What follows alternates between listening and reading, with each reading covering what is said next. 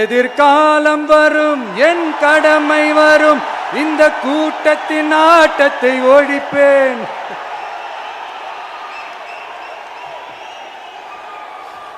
மக்கள் அரசியல் என்ற அந்த சவுக்க கையில் எடுக்கலாமா? யாருக்கு எதிரான தானே கேட்கிறீங்க? வேற யாரு? மறைமுக உறவுக்காரர்களான பாசிச பாஜகவும் பாய்சன் திமுகவும் தான். மாண்புமிகு பிரதமர் நரேந்திர மோடிஜி அவர்களே மூணாவது முறையா ஒன்றியத்தோட ஆட்சி அதிகாரத்தை நீங்க தானே கையில் வச்சிருக்கிறீங்க. இல்ல நாங்க தெரியாம தான் கேட்கிறோம். நீங்க ஆட்சிக்கு வந்தது ஒட்டுமொத்த மக்களுக்கும் நல்லது செய்யவா, இல்ல நம்மளுடைய இந்த இஸ்லாமிய நண்பர்களுக்கும் இஸ்லாமிய தோழர்களுக்கும் எதிராக சதி செய்யவா? மக்களுக்கு உங்ககிட்ட கேட்கறதுக்குன்னு ஏராளமான கேள்விகள் இருக்குது.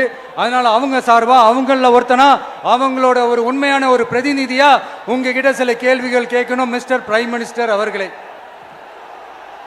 நம்ம தமிழ்நாட்டு மீனவர்கள் கிட்டத்தட்ட ஒரு 800 பேருக்கு மேல இலங்கை கடற்படையால தாக்கி அழிக்கப்பட்டிருக்கிறாங்க. அதை கண்டிக்கிறதுக்காக உங்களை பெருசா எதுவும் செய்ய சொல்லல, சின்னதா ஒண்ணு மட்டும் செஞ்சு கொடுங்க. இனிமேலாச்சும் எங்களுடைய மீனவர்கள் பாதுகாப்பா இருக்கிறதுக்காக இந்த கச்சத்தீவை இலங்கை கிட்ட இருந்து மீட்டு கொடுத்துருங்க, அது போதும்.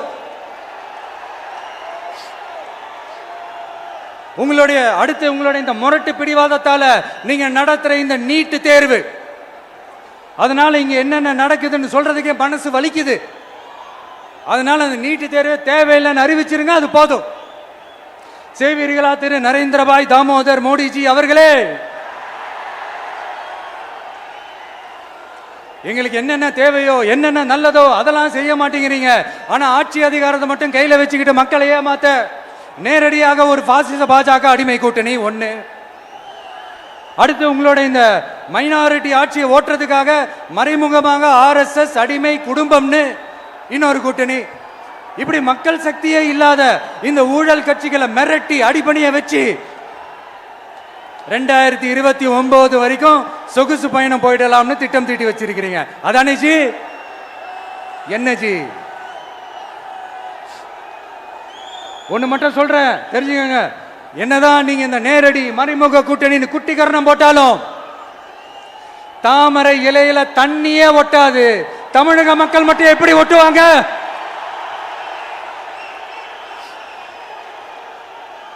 இங்க ஒரு MP சீட்டு கூட தரலன்றதுக்காக தமிழ்நாட்டுக்கும் தமிழ்நாட்டு மக்களுக்கும் எதுவுமே செய்யாம ஓரவஞ்சனை செய்யுது இந்த ஒன்றிய பாஜக அரசு. சங்கம் வச்சு தமிழ் வளர்த்த மண் இந்த மதுரை மண். அதனால இங்க அந்த கீழடியில கிடைச்ச ஆதாரங்களை எல்லாம் மறைச்சிட்டு எங்க நாகரிகத்தையும் எங்க வரலாறையும் அழிக்கிறதுக்காக உள்ளடி வேலை செய்யலாம்னு நினைக்கிறீங்க. தமிழ்நாட்டை தொட்ட என்ன நடக்கும் நீங்க பல உதாரணங்கள் இருக்குது. அதனால இதையெல்லாம் மறைச்சிட்டு எங்க மக்களை ஏமாத்திடலாம்னு மட்டும் நினைக்காதீங்க. மத நல்லிணக்கத்திற்கு பெயர் பெற்ற இந்த மதுரை மண்ணிலிருந்து சொல்றேன், உங்க எண்ணம் எல்லாம் ஒரு நாளும் ஈடேறாது.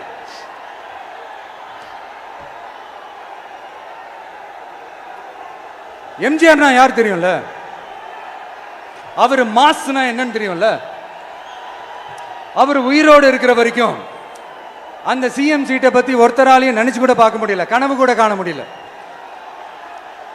எப்படியாவது அந்த CM சீட்டை என்கிட்ட கொடுத்துருங்க, என் நண்பர் எம்ஜிஆர் திரும்ப வந்ததுக்கு அப்புறம் நான் திருப்பி கொடுத்துட்றேன்னு தன்னோட எதிரியை கூட மக்கள் கிட்ட கெஞ்ச வச்சவர் எம்ஜிஆர். எப்படி கெஞ்ச வச்சவர்? அதனால